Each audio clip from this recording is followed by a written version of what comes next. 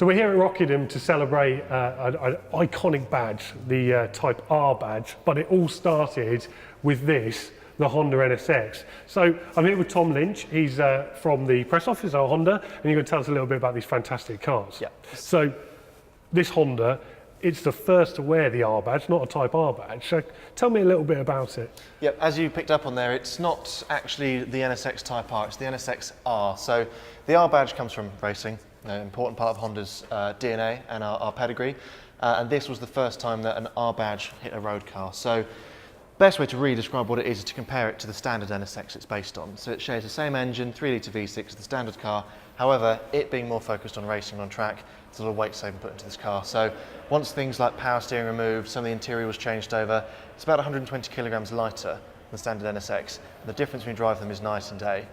People who've driven them back to back say this is really something very, very special. So you've had a little drive this today. Unfortunately, Honda don't own this car, do they? No, we've borrowed this. As Honda UK, we've not felt it appropriate to buy Japanese model cars, which this was. However, we have got the collection of all the UK Type Rs. But yes, as you say, today we've had a quick little drive for some photo shoot stuff, so low speed, but just enough to give you a sort of a sense of feeling of the car, and it's just a really special bit of kit. So what sort of power does this put out? It's the same as the standard car, so 276 brake horsepower, okay. But with those weight savings, that brings the 0 to 60 time down to about 4.8 seconds, so no slouch. So just how rare is this car? They are fairly rare, particularly in the UK, of course. Having not been built here, not many have come over. So in the run-up to this year, we wanted to find some to borrow for events like this. And it would seem that we're talking single digits, potentially as low as 4 or 5 of these cars. There was also a facelift version called the NA2, which came a little later. Those are even rarer on these shores, possibly 2 or 3 exist in the country. So on these shores, a very, very rare beast. Unfortunately, I don't know the numbers in Japan, but it was very limited production. So that is pretty rare indeed. I mean, Absolutely. So what would something like this cost?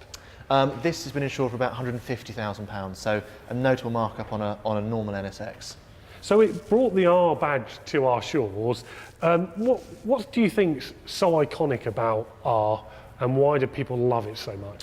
I think it's that you've got a brand like Honda, where racing is a part of our DNA. And that's very prevalent in not just what we do on track, but what we do on road as well. And it's one is led by the other. And these cars, the DNA's remain true. The things we get excited about when you talk about Hondas and particularly Type Rs, it's all about that engine and it's all about that gearbox. Every single car that's followed has had that same sort of recipe. You've always had that beautiful gearbox, the titanium lever on there, fabulous singing engine. I mean, the V6 in this is to die for.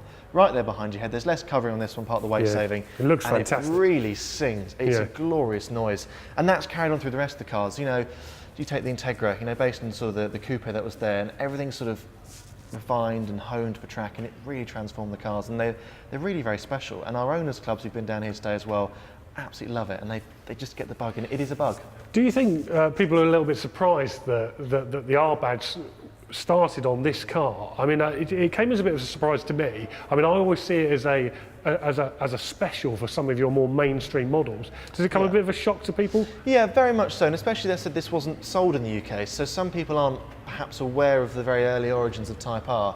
We said Type R in the UK really kicked off with the EP3, or the Civic Type R, and that was a big seller for us and a very, very popular car. So yes, people are a little bit more surprised when you look back to find something as special as this, and the formula is roughly the same, but we're talking about a supercar basically here, whereas we're talking now about a hatchback. Yeah. But it's the DNA that's remained the same throughout. So speaking of iconic hatchbacks, shall we take a look at the new Civic Type R? So this is an absolutely fantastic machine. I had this in Wales last week for our road test of the year. Loved it. I've been on track with it today, and it is astonishing. What do you think makes this car so special? So, I mean, perhaps tell me a little bit about why it is so good. Multitude of things. I mean, the best way is to compare to the previous generation car, the FK2, which was the first turbocharged Type R.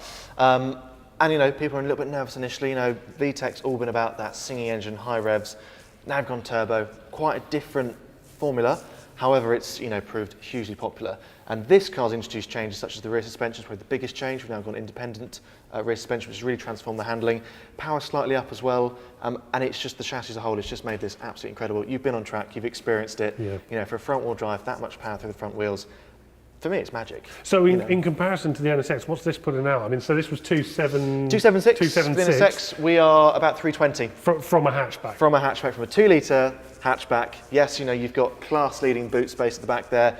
It is the perfect car. Now that we've changed the damping now, there's your comfort mode, your sport mode, your Plus R. So it's really, what mood are you in? Do you want to go round the track state rocking Plus R? And as you've seen, it does an amazing job of it.